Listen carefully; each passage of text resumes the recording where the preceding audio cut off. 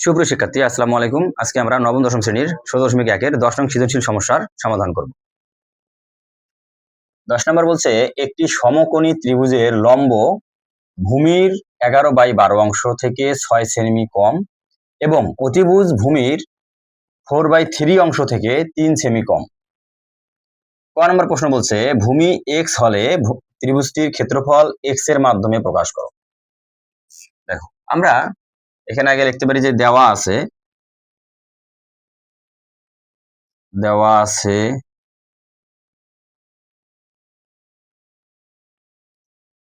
আছে কি এটা একটা সমকোণী ত্রিভুজ, তাই না?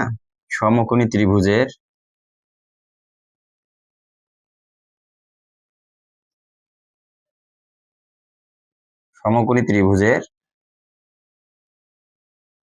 ভূমি এক্স সেমি এটা দেওয়া আছে। এরপরে বলছে যে এই ত্রিভুজের লম্ব মানে উচ্চতা। লম্ব মানে কি? উচ্চতা। এই লম্ব হচ্ছে ভূমির ১১/১২ অংশ থেকে ৬ সেমি কম। তাহলে আমরা লিখতে পারি ভূমি এত, তাহলে লম্বের দৈর্ঘ্য হবে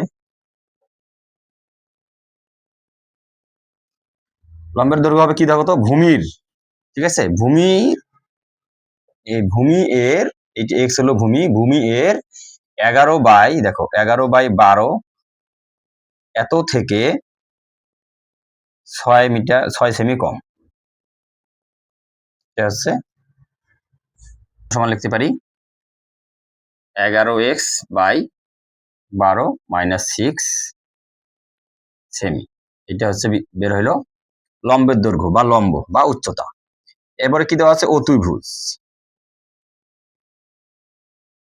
অতিভুজ, ঠিক আছে। অতিভুজ কি?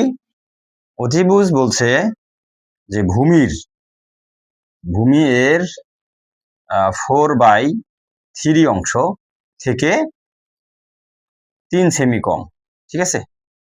এটা ইকুয়াল আমরা লিখতে পারি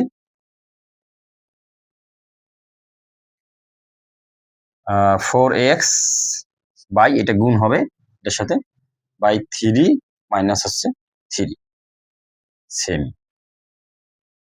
ঠিক আছে। আমরা জানি সমকোণী ত্রিভুজের এখন কি বলছে, এর ক্ষেত্রফল এক্স এর মাধ্যমে প্রকাশ করতে বলছে। তাহলে আমরা জানি সমকোণী ত্রিভুজের একটা ক্ষেত্রফল জানি না? দেখো তো, আমরা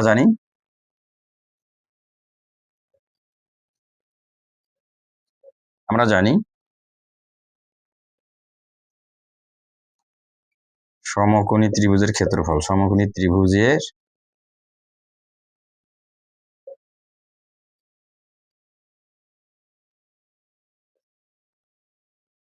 সমান কি জানি আমরা, বলতো? হাফ গুণন ভূমি গুণন কি লম্ব বা উচ্চতা বর্গ একক সমান সমান হাফ গুণন ভূমি কত, আমরা ভূমি পাইছি হলো এক্স, গুণন লম্বের দৈর্ঘ্য কত পাইছি আমরা?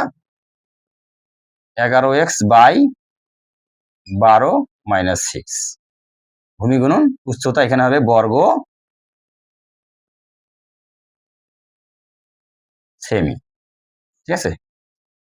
সমান সমান লিখতে পারি হাফ এক্স ইন্টু 11x/12 - 6 বর্গ সেমি।